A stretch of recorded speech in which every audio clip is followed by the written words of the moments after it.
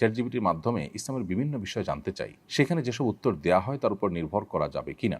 প্রথম কথা হলো যে চ্যাটজিপিটি অনলাইনে যা পায় সেখান থেকে কালেকশন করে দেয়। তো অনলাইনে যা কিছু আছে তার সব কিছু তো সঠিক নয়। অতএব চ্যাটজিপিটি বা এআই এই সমস্ত টুলগুলো ব্যবহার করে আপনি শরীআই প্রশ্ন, বিশেষ করে হালাল হারাম, ঈমান আকীদা এই জাতীয় গুরুত্বপূর্ণ বিষয়গুলোকে আপনি সেখান থেকে জেনে আমল করার চেষ্টা করবেন না। এটা ভুল হবে। কারণ হলো সেখান থেকে সঠিক জিনিসটা যেমন পেতে পারেন, ভুলটাও পেতে পারেন। তাছাড়া এই জাতীয় অ্যাপগুলো যে আমাদের সবসময় সঠিক উত্তর দেয় তা কিন্তু না। আমি যেটা বলছিলাম যে অনলাইনে যা কিছু আছে সেখান থেকে তারা কালেক্ট করে আমাদেরকে তথ্য দেয়। সো আপনি তাদের কাছ থেকে যদি তথ্য নেন এবং এটার উপর নির্ভর করেন, তাহলে সেক্ষেত্রে আপনি ভুল সিদ্ধান্তে উপনীত হতে পারেন। এজন্য যদি সেখান থেকে কোনো কিছু পান, সেটা যদি ক্রস চেক করে আপনি সঠিক বেঠিক যাচাই করে নিতে পারেন, তাহলে সেটা ঠিক আছে। আর না হলে সেটা ঠিক হবে না। কোরআন এবং হাদিস ভিত্তিক এই যে ইলম, এই যে নলেজ, ইসলামিক নলেজ, এটা কিন্তু দ্বীনের অংশ, এটা আমাদের ধর্মের অংশ।